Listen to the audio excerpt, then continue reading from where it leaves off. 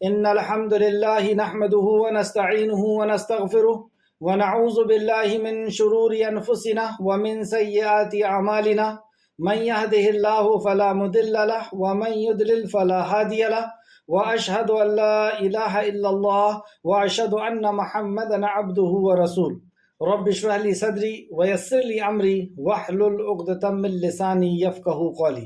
ہر قسم کی تعریف اور شکر اللہ رب العزت کے لیے لائق اور زیبا ہے، جو ساری کائنات کا ایک و تنہا خالق، مالک، مربی اور منتظم ہے۔ درود و سلام ہو انبیاء اکرام پر، خصوصاً نبی مکرم رحمت للعالمین امام الانبیاء محمد رسول اللہ صلی اللہ علیہ وسلم پر اور آپ کے اصحاب پر۔ اللہم صلی علی محمد وعلی آل محمد۔ اللہ رب العزت سے دعا ہے کہ اللہ رب العزت ہمیں قرآن کو صحیح معنوں میں سمجھنے، اس پر غور و فکر کرنے، اس پر ایمان لانے اور عمل کے ساتھ لوگوں تک پہنچانے کی توفیق عطا فرمائے، آمین۔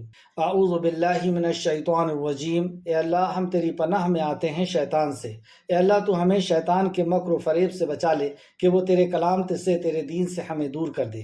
بسم اللہ الرحمن الرحیم۔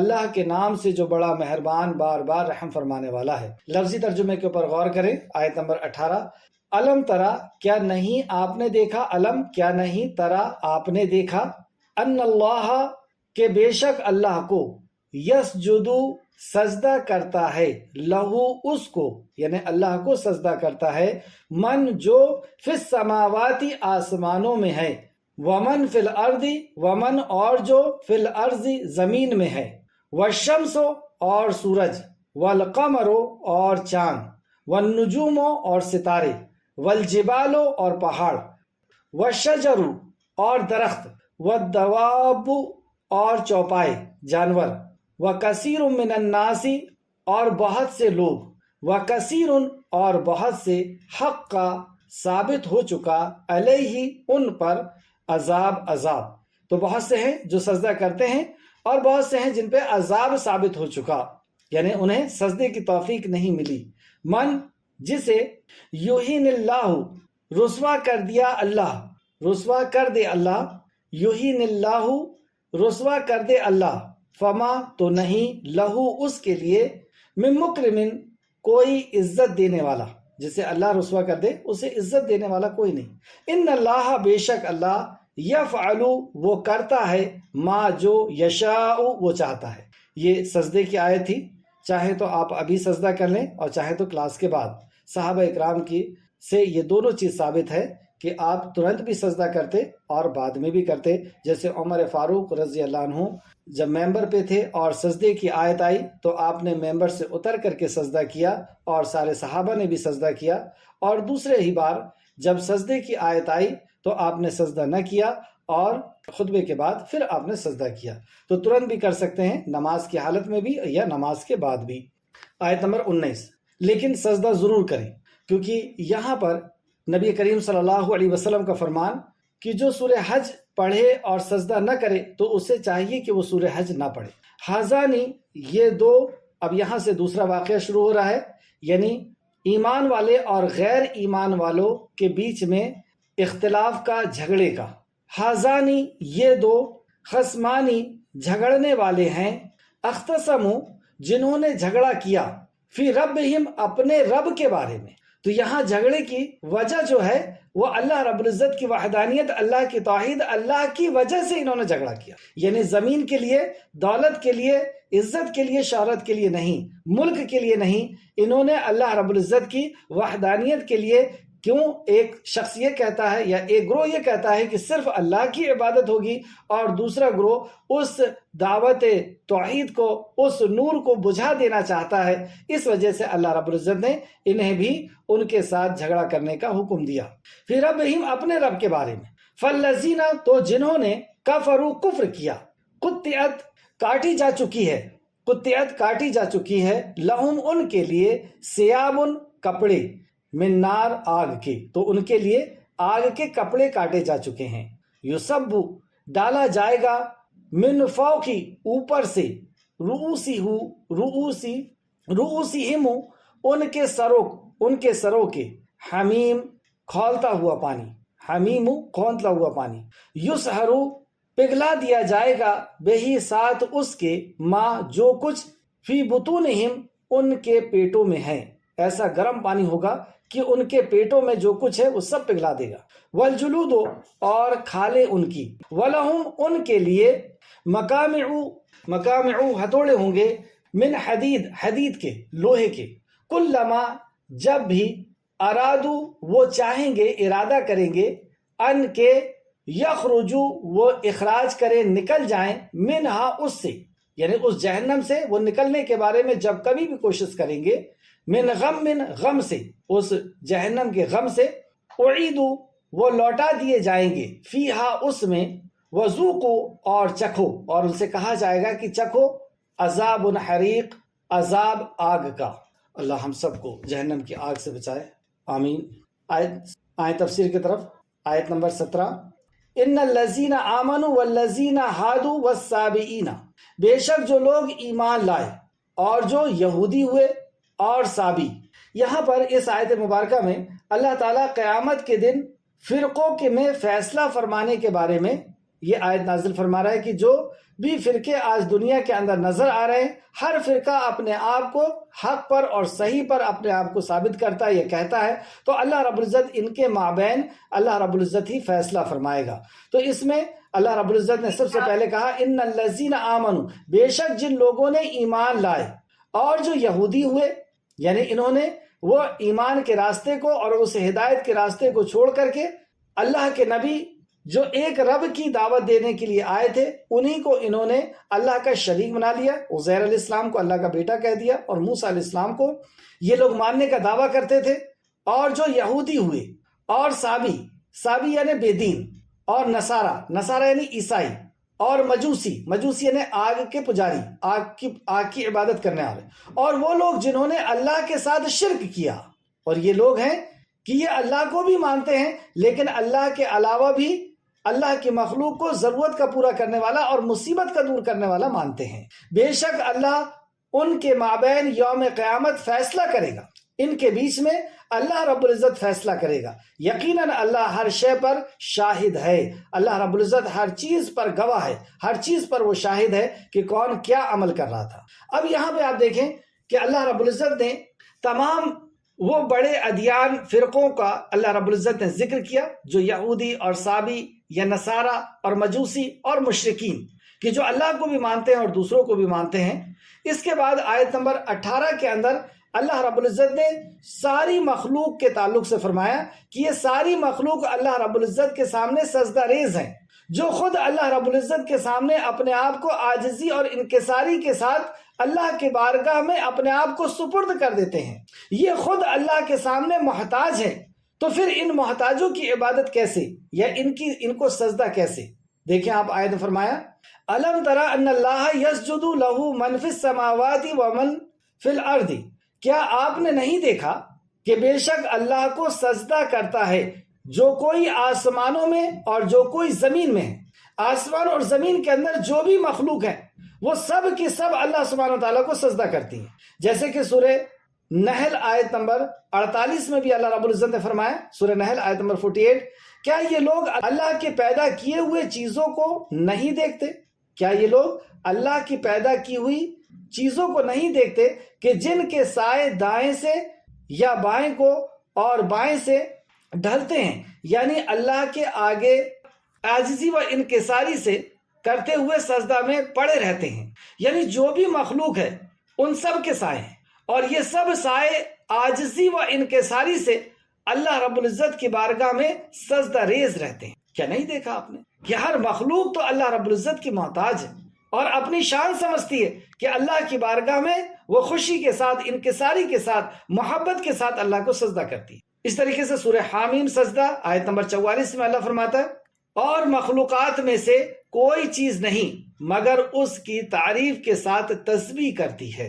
ساری مخلوق اللہ رب العزت کی تعریف کے ساتھ تسبیح کرتی ہے۔ اب یہاں پہ ساری مخلوق میں سے کچھ مخلوق کا بطور خاص ذکر کیا جا رہا ہے۔ کیا وجہ ہے کہ اللہ رب العزت نے یہاں شمس کا، قمر کا اور نجوم کا اور جبال کا کیوں اللہ رب العزت نے ذکر کیا؟ کیونکہ ان کی بھی مشرکین مکہ اللہ کے علاوہ ان کی بھی عبادت کیا کرتے تھے، ان کو بھی سجدہ کیا کرتے تھے، ان سے بھی دعا مانگا کرتے تھے۔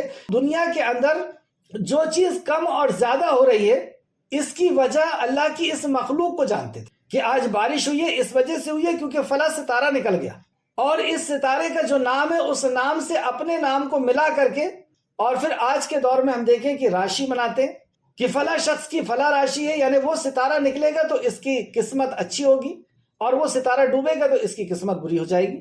تو گویا کہ ستارے کو یہ سمجھ رہے ہیں کہ یہ ہماری زندگی کو بناتا اور مٹاتا ہے، یا ہمارے لیے اچھا یا برا کرنے کی طاقت رکھتا ہے۔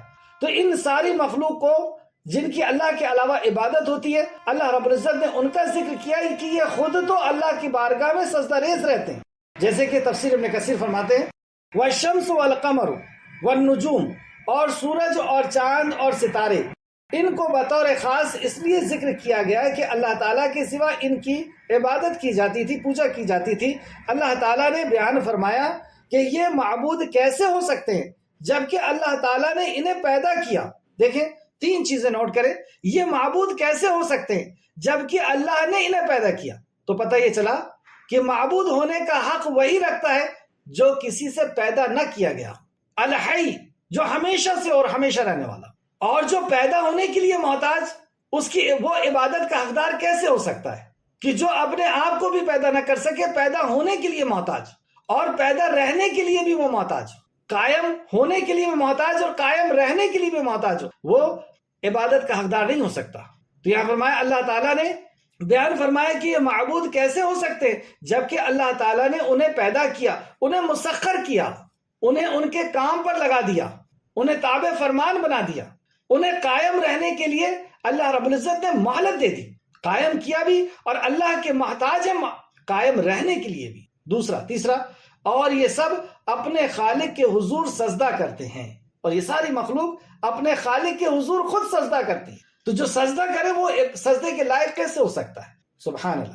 اس لیے اللہ سبحانہ تعالیٰ نے سورہ حامیم سجدہ آیت نمبر 37 کے اندر فرماتا ہے لا تسجدو، لا ہرگز نہیں، تسجدو تم سجدہ کرو، للشمس والقمر، شمس یعنی سورج کی اور قمر کا، چاند کا، واسجدو للہ، اور تم سجدہ کرو اللہ ہی کے لیے، الذی خلقہن، جس نے پیدا کیا ان کو، یعنی اس کو سجدہ کرو جس نے اس مخلوق کو پیدا کیا، سورج اور چاند کو پیدا کیا۔ ترجمہ دیکھیں، تم لوگ نہ تو سورج کو سجدہ کرو اور نہ چاند کو، بلکہ اللہ ہی کو سجدہ کرو جس نے ان چیزوں کو پیدا کیا ہے۔ صحیحین میں ابو ذر رضی اللہ عنہ سے روایت ہے کہ مجھ سے رسول اللہ صلی اللہ علیہ وسلم نے فرمایا، اے ابو ذر، کیا تم جانتے ہو کہ یہ سورج کہاں جاتا ہے؟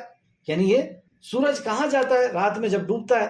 میں نے کہا اللہ اور اس کا رسول زیادہ بہتر جانتے ہیں۔ تو دیکھیں صحابہ اکرام شریعت کے معاملے میں جب نبی کریم صلی اللہ علیہ وسلم کوئی سوال کرتے تو صحابہ کہتے اللہ رسول عالم، کہ اس کا مطلب اللہ اور اس کے رسول جانتے ہیں۔ لیکن جب اللہ کے امر کے بارے میں سوال کرتے تو صحابہ کہتے کہ صرف اللہ ہی بہتر جانتا ہے، جیسے قیامت کب آئے گی، جیسے کل بارش ہوگی نہیں ہوگی، تو امر کا جو بات ہوتی تو صحابہ یہ کہتے اللہ علم، صرف اللہ رب العزت ہی جانتا۔ تو یہاں پہ کہا اللہ اور رسول عالم، کیوں کہا؟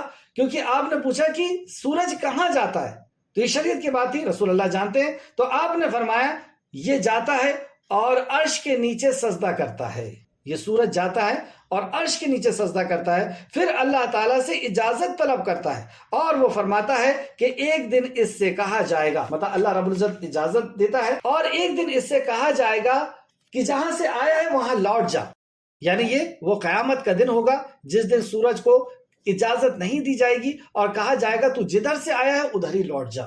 مسلم شریف حدیث نمبر 401 اور 149 تو 159 159، اور بخاری شریف حدیث نمبر 3199 3199۔ تو یہاں پہ ہم نے سورج کے تعلق سے دیکھا والشمس والقمر، اور سورج اور چاند اور ستارے اور پہاڑ اور درخت اور جاندار اور جانور اور بہت سے لوگ بھی، یعنی اور بہت سے لوگ بھی سجدہ کرتے ہیں، اور بہت سو پر اس کا عذاب ثابت ہو چکا ہے، یعنی جو سجدہ نہیں کرتے وہ اللہ کے عذاب کے مستحق ہیں، ان پر اللہ کا عذاب ثابت ہو چکا ہے، اور جسے اللہ ذلیل کرے تو اسے کوئی عزت دینے والا نہیں۔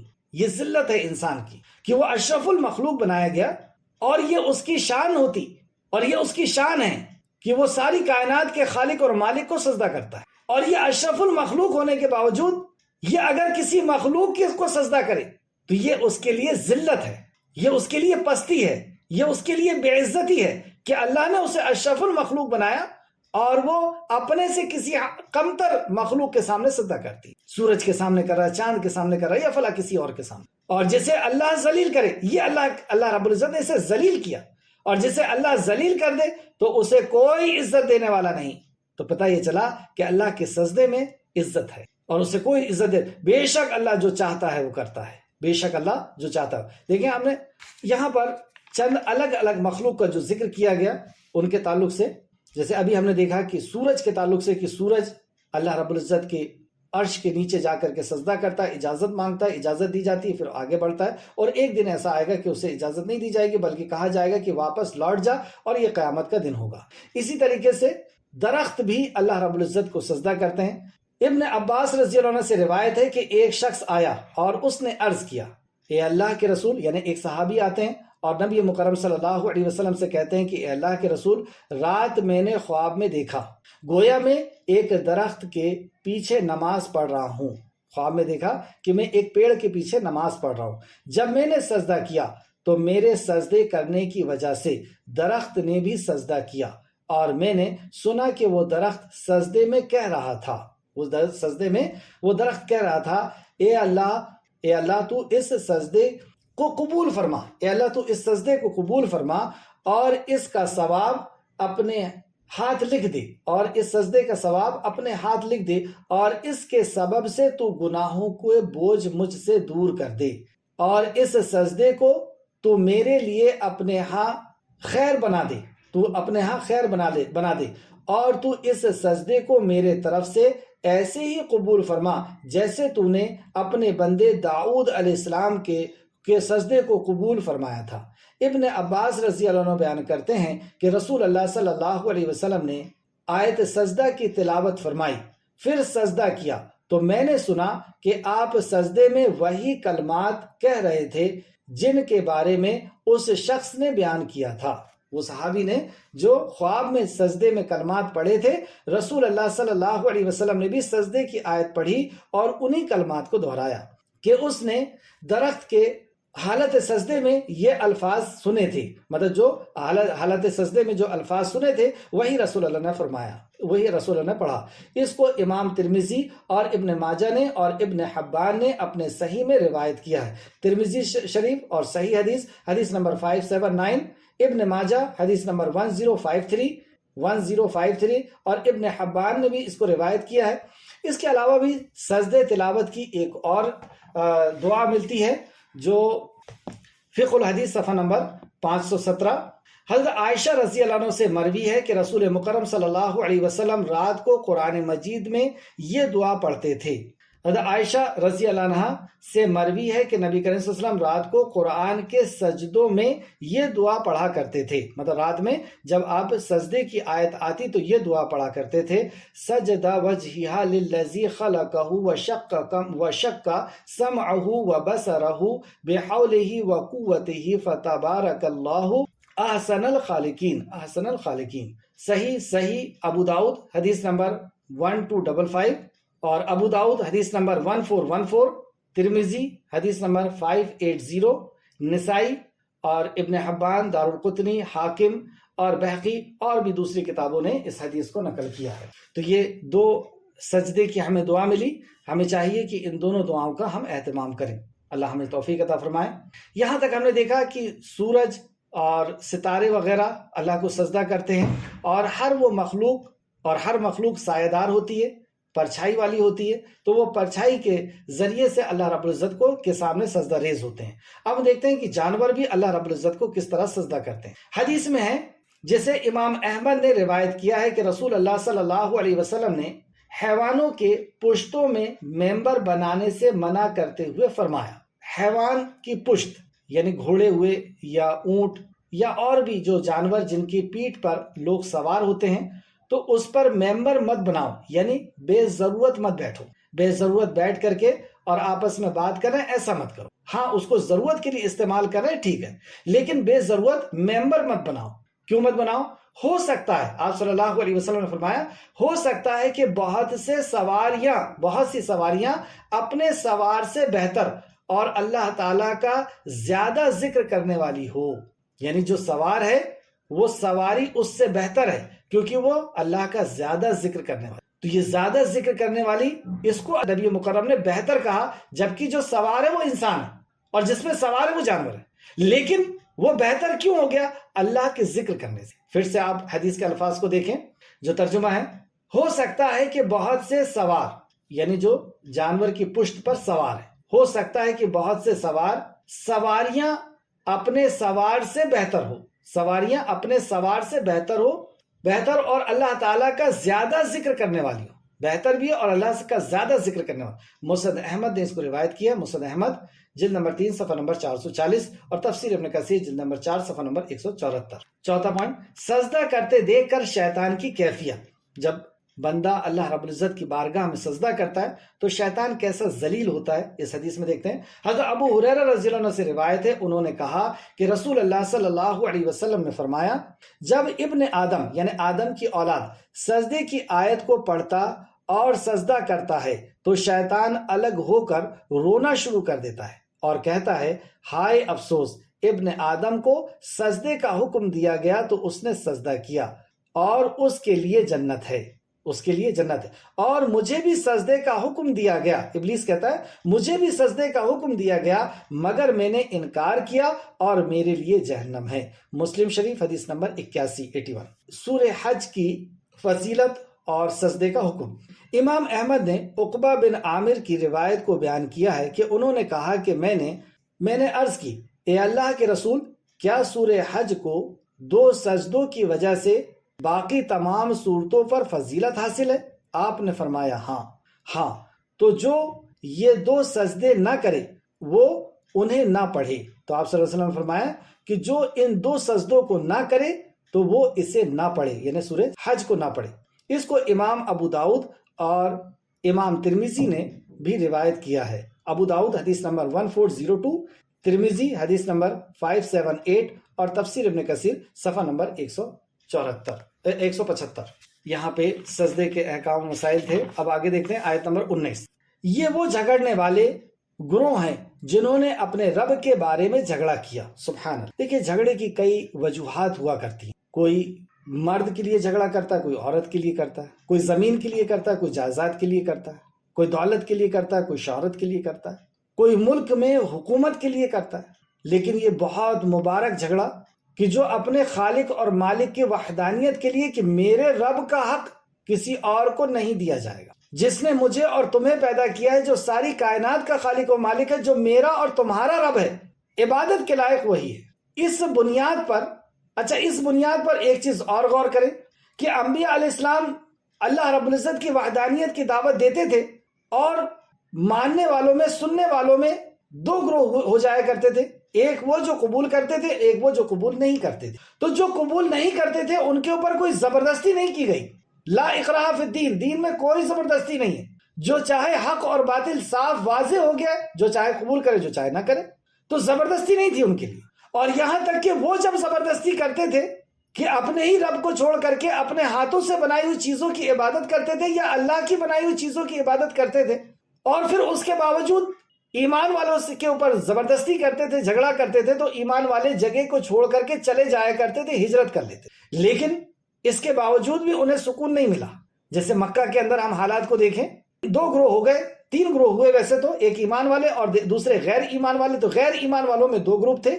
ایک وہ تھا جو مخالفت نہیں کرتا تھا اور قبول بھی نہیں کیا، مخالفت نہیں کرتا تھا اور قبول بھی نہیں کیا. لیکن ایک گروپ یہ تھا جو قبول نہیں کیا اور مخالفت کیا، یعنی اس دین کو ختم کر دینے کی انہوں نے پوری کوشش کی، اپنے مال سے، اپنی جان سے، اور ہر قسم کے حربے اپنا کر کے، ہر قسم کی چالیں اپنا کر کے اس دین کو توڑنے، ختم کرنے کی کوشش کی گئی. تو جب انہوں نے کوشش کی تو نبی کریم صلی اللہ علیہ وسلم نے اللہ کے حکم سے صحابہ اکرام کو کہا کہ آپ یہاں سے چلے جائیں، یعنی مکہ چھوڑ کر کے چلے جائیں. تو صحابہ اکرام مکہ چھوڑ کر کے یثرب کی طرف اور دوسرے مقام کی طرف وہ ہجرت کرنے لگے. 13 سال تک اسی آزمائش میں اور اسی ظلم اور ستم کا شکار بن کر کے صحابہ اکرام رہے، جو صحابہ نبی مکرم صلی اللہ علیہ وسلم کے ساتھ رکے ہوئے تھے. آخر کار دھیرے دھیرے کر کے صحابہ چلے گئے اور چند صحابہ بچ گئے نبی کریم صلی اللہ علیہ وسلم کے ساتھ. اور 13 سال بعد اللہ رب العزت نے نبی مکرم کو بھی حکم دیا کہ آپ مکہ سے چلے جائیں. اور جب نبی مکرم مکہ سے چھوڑ کر کے مدینہ چلے گئے اور مدینہ میں اللہ کے قانون کے مطابق، اللہ کی شریعت کے مطابق صحابہ اکرام جینے لگے اور سکون اور اطمینان سے رہنے لگے. شراب حرام ہو گئی، عورتوں کو بیچنا خریدنا حرام ہو گیا. 30 40 عورتوں کو اپنے نکاح میں رکھنا یہ منع کر دیا گیا کہ اتنی عورتوں کو نہیں رکھ سکتے، اتنی عورتوں کی تم کفالت نہیں کر سکتے، اتنی عورتوں کی تم ضرورت پوری نہیں کر سکتے. عورتوں کو بیچنا اور خریدنا منع کر دیا گیا، حرام کر دیا گیا. اسی طریقے سے بیاج کا کاروبار وہاں پر حرام کر دیا گیا. اس طریقے سے کمزور کے اوپر ظلم کو اللہ رب العزت نے بندوں کے اوپر حرام کر دیا. یہ اعلان ہو گیا. تو یہ چیز ان کو برداشت نہیں ہو رہی تھی اور انہوں نے ایک پلان کے تحت مدینہ کے اوپر چڑھائی کرنے کا پلان بنایا. اور اس وقت اللہ رب العزت نے اپنی تدبیر سے مدینہ سے صحابہ کو باہر نکالا اور یہ لوگ بھی مکہ سے نکل کر کے باہر آئے اور جنگ بدر کے مقام پر یہ لوگ اکٹھا ہوئے. اور وہاں پر بنیاد یہ تھی، کیا تھی بنیاد؟ آیت کے اوپر غور کریں. ربہم، اللہ نے کہا یہ دو جھگڑنے والے گروہ میں جنہوں نے اپنے رب کے بارے میں جھگڑا کیا. تو یہ جھگڑے کی وجہ جی تھی وہ اللہ رب العزت کے بارے میں، یعنی مومن اللہ کے دین کی نصرت چاہتے اور مشرک کافر نور ایمان کو بجھا دینا چاہتے تھے. حق کو مغلوب کرنا یعنی حق کو ختم کرنا، دبا دینا چاہتے تھے اور باطل کو غالب کرنا چاہتے تھے. اس بات پر غور کریں اور اس چیز کے بارے میں ہم اپنے آپ کو بہت محتاط رکھیں کہ کہیں ایسا نہ ہو کہ ہمارے ہاتھ سے ایسا ہو جائے کہ ہم اللہ کے دین کو نقصان پہنچانے والے ہو جائیں، اللہ کے دین کو مغلوب کرنے والے ہو جائیں، ہماری وجہ سے اللہ کے دین کو نقصان پہنچ جائے. اس لیے اس عبارت کو سمجھیں. مومن اللہ کے دین کی نصرت چاہتا ہے. مومن جو ہے اللہ کے دین کو بڑھانا چاہتا ہے، اللہ کے دین کی نصرت چاہتا ہے، کیونکہ اسی دین کے اندر حقوق کی حفاظت ہے. والدین کے حقوق ہوں، پڑوسی کے ہوں، رشتہ داروں کے ہوں، بیوی اور بچوں کے ہوں، گراہک کے حقوق ہوں، ہر کسی کے حقوق کی حفاظت اسی دین کے اندر. اور ہر وہ چیز جو انسان کو نقصان پہنچاتی ہے اس شریعت کے اندر اللہ سبحانہ وتعالیٰ نے، جو آپ کا اور ہمارا اور ساری کائنات کا رب ہے، اس نے حرام کر دیا. عورتوں کے اوپر ظلم، شراب، جوا، چوری، زنا، مرڈر، یہ ساری چیزوں کو اللہ سبحانہ وتعالیٰ نے حرام کر دیا. تو مومن اللہ کے دین کی نصرت چاہتا ہے اور مشرک اور کافر نور ایمان کو بجھا دینا چاہتے ہیں. یعنی اس دین کی نصرت انہیں برداشت نہیں ہوتی، اس دین کی ترقی انہیں برداشت نہیں ہوتی. وہ دین کے کام میں روڑے اٹکاتے ہیں، دین کے کام میں برائیاں نکالتے ہیں اور اس کو ختم کرنے کی کوشش کرتے ہیں. حق کو مغلوب اور باطل کو غالب کرنا چاہتا ہے. حق کو ڈبا دینا، ختم کر دینا چاہتا ہے اور باطل کو غالب کرنا چاہتا ہے. جب یہ دین کا کام نہیں ہوگا تو کیا ہوگا؟ باطل جو ہے وہ غالب آ جائے گا. تو آیت میں جو جھگڑا کرنے کے تعلق سے تھا وہ کس کا جھگڑا ہے، کن لوگوں کے بیچ میں ہو رہا ہے، دیکھتے ہیں اس کا شان نزول اس آیت کا. تفسیر ابن کثیر جلد نمبر 4 صفحہ نمبر 176 176. شان نزول صحیحین میں ابو ذر رضی اللہ عنہ سے روایت ہے کہ وہ قسم کھا کر فرمایا کرتے تھے کہ یہ آیت، کون سی آیت؟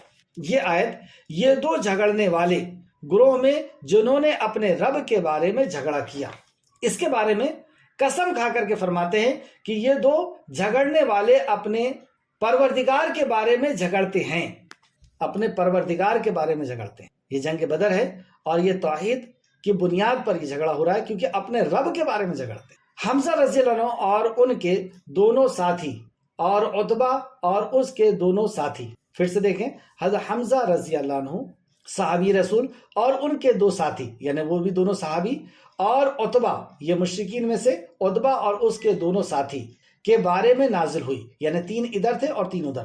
جب وہ بدر میں ایک دوسرے کے بالمقابل صف آرا ہوئے، بدر میں ایک دوسرے کے سامنے یہ کھڑے ہوئے تینوں لوگ، اس کے تعلق سے یہ آیت نازل ہوئی ہے. اسے امام بخاری رحمۃ اللہ علیہ نے اس آیت کی تفسیر میں اسے بیان فرمایا ہے. بخاری شریف حدیث نمبر 4743. پھر امام بخاری نے علی بن ابو طلحہ رضی اللہ عنہ کی روایت کو بیان کیا ہے کہ قیامت کے دن سب سے پہلے میں اللہ تعالیٰ کے سامنے جھگڑے کے لیے کھڑا ہوں گا. سبحان اللہ، میں سب سے پہلے اللہ کے سامنے جھگڑے کے لیے کھڑا ہوں گا. قیس کہتے ہیں کہ انہیں انہی کے بارے میں یہ آیت نازل ہوئی ہے جنہوں نے بدر کے دن ایک دوسرے کے مقابلہ کیا تھا. مطلب بدر کے جو صحابہ ہیں جنہوں نے حق اور باطل کی جنگ میں اپنے خاص رشتہ داروں کے سامنے کھڑے ہو گئے تھے، یہ انہی کے بارے میں آیت نازل ہوئی ہے. یعنی علی رضی اللہ عنہ، حمزہ رضی اللہ عنہ اور عبیدہ بن جراح رضی اللہ عنہ. اور دوسرے طرف جو باطل لوگ تھے جو دین کو ختم کر دینا چاہتے تھے، شیبہ بن ربیعہ، عتبہ بن ربیعہ اور ولید بن عتبہ، یہ لوگ تھے. یہ بخاری شریف کی حدیث ہے، بخاری شریف حدیث نمبر 4744. آئیں آیت پر واپس، آیت نمبر 20. یہ دو جھگڑنے والے گروہ، یعنی جنگ بدر کے جو لوگ آپس میں حق اور باطل کی جنگ ہو رہی ہے، یہ دو جھگڑنے والے گروہ میں جنہوں نے اپنے رب کے بارے میں جھگڑا کیا، چنانچہ جن لوگوں نے کفر کیا. اب یہاں سے غور کریں، چنانچہ جن لوگوں نے کفر کیا ان کے لیے آگ کے کپڑے کاٹے جائیں گے. جنہوں نے توحید کے مقابلے میں جھگڑا کیا، ایک رب کی عبادت کی وجہ سے جھگڑا کیا، نبی مکرم صلی اللہ علیہ وسلم کی رسالت کو قبول نہ کرنے کی وجہ سے جھگڑا کیا، آخرت میں مرنے کے بعد کی زندگی کے عقیدے کو نہ ماننے کی وجہ سے جھگڑا کیا. یہی بنیاد تھی جھگڑے کی. اور اصل بنیاد تو یہی تھی کہ تم نے یہ کہہ دیا کہ ساری کائنات کا خالق اور مالک جو اللہ ہے، عبادت اسی کی ہوگی. یہ جو 360 خانہ کعبہ کے اندر بت ہیں، نہ یہ سنتے ہیں، نہ دیکھتے ہیں، نہ بولتے ہیں، نہ یہ تمہاری کوئی بگڑی بنا سکتے ہیں، نہ تمہاری کوئی ضرورت پوری کر سکتے ہیں. تم نے ایسا کیوں کہا؟ جو ہمارے باپ دادا جن کی عبادت کرتے چلے آئے، تم نے ان کو گالی دی ہے. یہ جھگڑے کی بنیاد تھی. اور اسی وجہ سے صحابہ اکرام کے اوپر انہوں نے خوب ظلم کیے. اور جب صحابہ مکہ سے مدینہ آ گئے تو یہ مدینہ کو ختم کر دینے کی سازش سے یہاں پر پہنچے.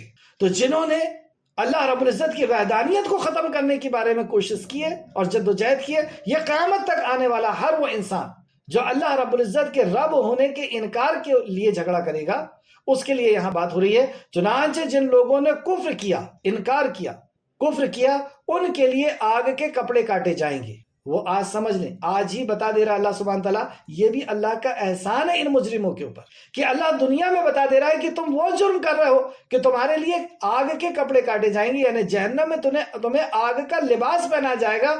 ابھی بھی توبہ کر لو، ابھی بھی. تو یہ احسان ہے اللہ کا کہ وہ ان کے انجام کو بتا رہا ہے کہ تم جس راستے پہ چل رہے ہو اس راستے میں اتنی سخت سزا دی جائے گی. یہ احسان کر رہا ہے کہ تم توبہ کر لو اور ابھی بھی راہ راست پہ آ جاؤ. اس طریقے سے آگ کے کپڑے کے تعلق سے سورہ ابراہیم آیت نمبر 49 اور 50 میں بھی اللہ سبحانہ تعالیٰ نے فرمایا. لباس کے تعلق سے سورہ ابراہیم آیت نمبر 49 اور 50 میں، ان کے لیے لباس گندھک کے ہوں گی اور آگ ان کے چہرے پر بھی پڑی ہوئی ہوگی. ان کے لباس بھی آگ کے، گندھک کے کپڑے جو آگ کو بہت تیزی کے ساتھ جو ہے قبول کرتے ہیں، لپٹ جاتے ہیں. جیسے پیٹرول کے اوپر آگ بہت جلدی لگتی ہے، اس طریقے سے یہ گندھک کا کپڑا ہے جو ان کو پہنایا جائے گا اور اس سے آگ تیزی کے ساتھ اس کے اوپر لپٹے گی، جو اس دنیا کی 69 گنا تیز آگ ہوگی. اللہم اجرنی من النار. ان کے سروں کے اوپر کھولتا ہوا پانی ڈالا جائے گا. جب ان کے سر کے اوپر کون سا کھولتا ہوا پانی؟ وہ جہنم کی آگ میں جو کھولتا ہوا پانی ہے وہ ڈالا جائے گا. نبی کریم صلی اللہ علیہ وسلم کی زبان مبارک سے سنیں کہ کیسا سخت پانی ہے. اس سخت پانی کو بتا کر کے بھی یہ خبردار کر دیا جا رہا ہے کہ جو تم عمل کر رہے ہو یہ بہت خطرناک ہے، اس کی سزا بہت خطرناک ہے، توبہ کر لو، واپس آ جاؤ. ابن جریر نے ابو ہریرہ رضی اللہ عنہ کی روایت کو بیان کیا. فرماتے ہیں نبی کریم صلی اللہ علیہ وسلم نے فرمایا، بلا شبہ، یعنی اس میں کوئی شک نہیں، جب کھولتا ہوا پانی ان کے سروں پر ڈالا جائے گا تو وہ کھوپڑی سے ہوتا ہوا اس کے پیٹ کے اندر پہنچ جائے گا. کھوپڑی سے ہوتا ہوا اور جتنی بھی چیزیں اس کے سامنے آئے گی سب کو گلاتا ہوا، ختم کرتا ہوا، جلاتا ہوا وہ پیٹ تک پہنچ جائے گا. تو وہ پیٹ کے اندر کے تمام چیزوں کو اکٹھا کر کے اس کے دونوں پاؤں تک لے جائے گا. اللہ، کیسا سخت پانی ہے کہ جو بھی چیزیں ہیں، جو ہڈیاں آ رہی ہیں، جو مسلز آ رہی ہیں، جو گوشت آ رہا ہے، سب کو جلاتا ہوا پیر تک پہنچ گیا. کون فرما رہا ہے؟ نبی کریم صلی اللہ علیہ وسلم، صادق اور امین. پھر اس سے پہلی حالت میں لوٹا دیا جائے گا، پھر اسے ٹھیک کیا جائے گا. یعنی یہ مرض اور یہ جو تکلیف ہے اس کی پھر سے ٹھیک کی جائے گی اور پھر اس کے بعد اس کو یہی عذاب دیا. تفسیر الطبری جلد نمبر 17 صفحہ نمبر 175 کے حوالے سے تفسیر ابن کثیر نے نقل کیا اور اسے امام ترمذی نے بھی روایت کیا ہے. ترمذی شریف حدیث نمبر 2582. یہ سخت سزا ان کے لیے سنائی گئی جو توحید کے مقابلے میں توحید کو ختم کرنے کے لیے، رسالت کو ختم کرنے کے لیے اور اللہ کے دین کو ختم کرنے کی کوشش کرتے ہیں۔ اللہ ہم سب کی حفاظت فرمائے، آمین۔ آیت نمبر 20، اس سے وہ سب کچھ گل جائے گا جب اس کے اوپر ان کے سروں کے اوپر کھولتا ہوا پانی ڈالا جائے گا، اس سے وہ سب کچھ گل جائے گا جو ان کے پیٹوں میں ہے، اور ان کے کھالے بھی، مطلب پیٹوں میں جو ہے وہ سب بھی گل جائے گا، اور ان کی کھالے بھی، ان کی اسکن بھی گل جائے گی، اور ان کے لیے لوہے کے ہتھوڑے ہوں گے، ان کو مارنے کے لیے لوہے کے ہتھوڑے ہوں گے، اور وہ جب بھی مارے غم کے اس سے باہر نکلنے کا ارادہ کریں گے تو اس میں لوٹا دیے جائیں گے، اور کہا جائے گا بس بے شک جلنے کا عذاب چکھو، یعنی جہنم سے نکلنے کی اب کوئی راستہ نہیں۔ موت چاروں طرف سے آ رہی ہوگی لیکن موت نہیں آئی، مر نہیں سکے گا انسان، ایسی سخت عذاب اس کو ہو رہے ہیں، لوہے کے ہتھوڑے بھی مارے جا رہے ہیں، گرم پانی بھی ڈالا جا رہا ہے، اور گندھک کا لباس بھی انہیں پہنا دیا گیا ہے، بچھونا اور دھواں اور جہنم کی جسم سے جو جلنے والی جو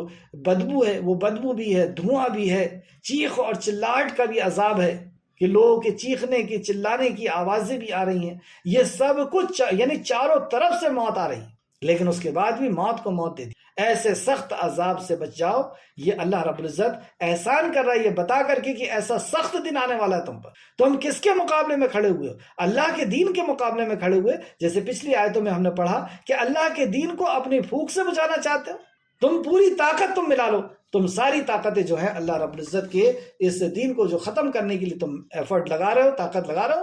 تو ایک گروہ تو یہ ہے، جو دوسرا گروہ ہے جو حق کے لیے اللہ کے دین کو، اللہ کے کلمے کو، اللہ کی توحید کو اور رسالت کو بلند کرنے کے لیے جو جد و جہد اور کوشش کر رہا ہے، اس کے لیے انعام اللہ رب العزت نے یہاں پہ بیان فرمایا۔ آیت نمبر 23 دیکھیں، ان اللہ یدخل الذین آمنوا وعملوا الصالحات جنات تجری من تحتها الانہار، سبحان اللہ، بے شک ایمان والے اور نیک اعمال کرنے والے، بے شک وہ لوگ جنہوں نے ایمان لائے اور انہوں نے نیک عمل کیے، یقین اللہ ان کو، دیکھیں اس کے پہلے بھی پچھلی کلاس میں بھی یہ آیت آئی تھی، جنہوں نے ایمان لایا اور عمل صالح کیا، وہاں پہ اس کی وضاحت ہو گئی کہ انہوں نے ایمان لایا، آستہ، یقین، وشواس اللہ رب العزت کے اوپر کیا، یعنی اللہ کے ایک ہونے پر کیا کہ اللہ ہی ضرورت کا پورا کرنے والا ہے، وہی مصیبت کا دور کرنے والا ہے، اور انہوں نے یہ یقین کیا کہ اللہ کے علاوہ جو بھی مخلوق ہے، وہ سورج ہو، چاند ہو، ستارے ہوں، وہ جانور ہو، پتھر ہو، وہ انسان ہو، وہ فرشتے ہوں، وہ کوئی بھی ہوں، کوئی ضرورت نہیں پوری کر سکتے اور کوئی مصیبت دور نہیں کر سکتے۔ یہ اس بات اور نفی دونوں چیز ہمارے کلمے کے اندر ہے، جس کلمے کو پڑھ کر کے ہم دائرہ اسلام کے اندر آتے ہیں، لا الہ، کوئی عبادت کے لائق نہیں، کوئی آستھا کے لائق، کوئی ڈر کے لائق، کوئی محبت کے لائق، اور کوئی سجدے کے لائق، اور کوئی ضرورت کا پورا کرنے والا اور کوئی مصیبت کا دور کرنے والا نہیں، الا اللہ، مگر اللہ سبحانہ تعالیٰ۔ تو یہ ہے ایمان۔ تو جنہوں نے ایمان لایا توحید پر، رسالت پر، آخرت پر، فرشتوں پر، کتابوں پر، نبیوں پر، تو جنہوں نے ایمان لایا اور عمل صالح کیا، عمل صالح وہ جو شریعت کے مطابق ہو، یعنی نبی کریم صلی اللہ علیہ وسلم کی سنت کے مطابق ہو، اور اخلاص کے ساتھ، اخلاص کے ساتھ، یعنی صرف اللہ کی رضا کے لیے ہو۔ انہوں نے یہ جو گروہ ہے اس کے تعلق سے اللہ سبحانہ تعالیٰ فرماتا ہے، جو لوگ ایمان لائے اور نیک اعمال کرتے رہے، یقیناً اللہ ان کو ایسے باغوں میں داخل کرے گا۔ کون وعدہ کر رہا ہے؟ اللہ سبحانہ تعالیٰ، یقیناً ہم اسے ایسے باغوں میں داخل کرے گا جن کے نیچے نہریں جاری ہیں۔ بار بار آپ سنتے ہیں کہ جنت کا جہاں تذکرہ آتا ہے وہاں پہ جنت کے نیچے سے نہروں کا تذکرہ آتا ہے۔ کیسا منظر ہوگا وہ کہ محلات ہوں گے اور اس کے نیچے سے نہریں بہ رہی ہوں، سبحان اللہ۔ وہاں انہیں سونے کے کنگن اور موتی پہنائے جائیں گے۔ ادھر ہم نے پڑھا تھا کہ ان کو آگ کے لباس پہنائے جائیں گے، گندھک کے لباس پہنائے جائیں گے، اور انہیں جو پہنایا جائے گا وہاں انہیں سونے کے کنگن، یعنی دنیا میں سونا انہوں نے اپنے اوپر حرام کر دیا تھا کیونکہ اللہ نے حرام کیا ہے مردوں کے لیے، اس لیے مردوں نے سونا نہیں پہنا تھا، اللہ رب العزت انہیں وہاں سونا پہنائے، وہاں انہیں سونے کے کنگن اور موتی پہنائے جائیں گے، اور وہاں ان کا لباس ریشم کا ہوگا۔ وہاں ان کا لباس گندھک کا ہے، یہاں ان کا لباس ریشم کا ہوگا، کیونکہ یہاں دنیا میں انہوں نے ریشم کو اپنے اوپر حرام کر لیا تھا۔ اس تعلق سے صحیح حدیث دیکھیں، صحیح حدیث میں ہے کہ دنیا میں ریشم نہ پہنو، جس نے اسے دنیا میں پہنا وہ اسے آخرت میں نہیں پہن سکے گا۔ عبداللہ بن زبیر رضی اللہ عنہ کا قول ہے کہ جو آخرت میں ریشم نہیں پہنے گا وہ جنت میں داخل ہی نہیں ہوگا، کیونکہ ارشاد باری تعالیٰ ہے اور وہاں ان کا لباس ریشم کا ہوگا۔ مسلم شریف حدیث نمبر 2069، اور بخاری میں بھی اس طرح حدیث آپ کو ملے گی، بخاری شریف حدیث نمبر 5426، اور مسلم شریف ایک اور حدیث دیکھیں 2067۔ اس طریقے سے کہ جنت میں جو لباس پہنایا جائے گا اور جو نعمت دی جائے گی اس کے تعلق سے چند حوالے نوٹ کر لیں۔ سورہ ابراہیم آیت نمبر 23 سورہ رعد آیت نمبر 23، اور سورہ واقعہ آیت نمبر 25 اور 26، سورہ فرقان آیت نمبر 75، سورہ حج آیت نمبر 22، اور بھی دوسرے مقام پر اللہ رب العزت نے اس تعلق سے بیان فرمایا کہ جو جنت میں بندوں کو لباس پہنائے جائیں گے اس کے تعلق سے۔ آیت نمبر 24 آج کی کلاس کی آخر آیت، اور دنیا میں انہیں پاکیزہ بات، کیوں یہ سب نعمت ملی ان کو، کیوں ایمان اور عمل صالح پر وہ قائم ہو گئے، بہت اہم آیت آج کی کلاس کی۔ اور دنیا میں انہیں پاکیزہ بات یعنی توحید کی ہدایت دی گئی، اور وہ قابل تعریف اللہ کی راہ دکھائی گئی۔ دو وجہ بتائی جا رہی ہے ان انعامات کے بعد کہ انہیں جنت دی جائے گی، ایسی جنت جو ہمیشہ کے لیے ہوگی، جس کے نیچے نہریں بہتی ہوں گی، اور وہاں انہیں سونے کے کنگن اور موتی پہنائے جائیں گے، اور وہاں ان کا لباس ریشم کا ہوگا۔ اور کیوں؟ اور دنیا میں انہیں پاکیزہ بات یعنی توحید کی ہدایت دی گئی تھی، یہ وجہ تھی۔ اور قابل تعریف اللہ کی راہ دکھائی گئی، قابل تعریف اللہ کی راہ دکھائی گئی تھی۔ تفسیر ابن کثیر اس کے تعلق سے فرماتے ہیں، سورہ بقرہ آیت نمبر 217، تفسیر ابن کثیر صفحہ نمبر 180۔ بعض مفسرین نے کہا ہے کہ اس آیت سے مراد قرآن مجید ہے، بعض نے کہا کہ اس سے مراد لا الہ الا اللہ ہے، اور بعض نے کہا کہ اس سے مراد مسنون اذکار ہے۔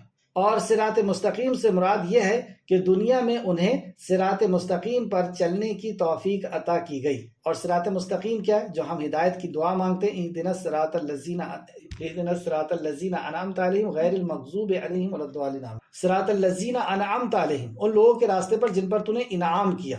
سورہ نساء آیت نمبر 69 میں اس کا جواب ہے، اللہ نے انعامات کن کے اوپر کیا؟ تو اللہ نے انعامات کیا نبیین، صدیقین، شہداء اور صالحین۔ تو یہ صالحین کون ہیں؟ جسے اللہ نے صالحین کہا، رضی اللہ عنہم ورضوا عنہ کہا، کہ اللہ ان سے راضی ہو گئے، یہ اللہ سے راضی ہو گئے، یہ صالحین لوگ ہیں، یہ ہدایت یافتہ لوگ ہیں۔ دوسرے مقام پہ کہا کہ یہ ہدایت یافتہ لوگ ہیں، تو یہ وہ لوگ ہیں یعنی صحابہ اکرام کے منہج، صحابہ اکرام کے طریقے، اور ان کی جنہوں نے اچھی طریقے سے اتباع کیا، تابعین، اور پھر ان کی اچھی طریقے سے اتباع کیا تبع تابعین، اور پھر ان کی اچھی طریقے سے جنہوں نے اتباع کی، تو ان کے راستے کی اللہ رب العزت انہیں ہدایت دے گا۔ بہت قیمتی بات ہے، دو چیزیں بتائی گئی ہے راز کی، پہلا وہ کہ انہیں توحید کی ہدایت دی گئی، توحید پرست یہ ہوئے، اور دوسرا انہیں صراط مستقیم کی بھی ہدایت دی کہ یہ قرآن و حدیث کو ویسا سمجھتے ہیں جیسے صحابہ نے سمجھا، اور جس طریقے سے صحابہ نے تابعین اور تبع تابعین کو سمجھایا، یہ اس راستے کی ان کو اللہ رب العزت نے ہدایت دی ہے۔ تفسیر ابن کثیر جلد نمبر 4 صفحہ نمبر 180 میں یہ بات نقل فرمائی، اور تفسیر قرطبی کے حوالے سے تفسیر ابن کثیر نے اس کو نقل فرمائی۔ پھر سے آپ دیکھیں، اور دنیا میں انہیں پاکیزہ بات یعنی توحید کی ہدایت دی گئی، اور قابل تعریف اللہ کی راہ دکھائی گئی یعنی صراط مستقیم ان کو دیا گیا، صراط الذین انعمت علیہم، ان کے راستے پر جنہوں نے انعام کیا، جن کو اللہ نے انعام کیا۔ آخر میں اللہ رب العزت سے دعا ہے کہ اے خالق مالک، جو کچھ بھی ہم نے پڑھا اس پہ ہمیں مزید غور و فکر کرنے کی توفیق عطا فرما، جب تک ہمیں زندہ رکھ، ایمان، اخلاص اور عمل صالح کے ساتھ زندہ رکھ، ہمارا خاتمہ بالخیر فرما، اور نیکوکاروں کے ساتھ ہمارا شمار فرما، آمین یا رب العالمین۔ السلام علیکم ورحمۃ اللہ وبرکاتہ۔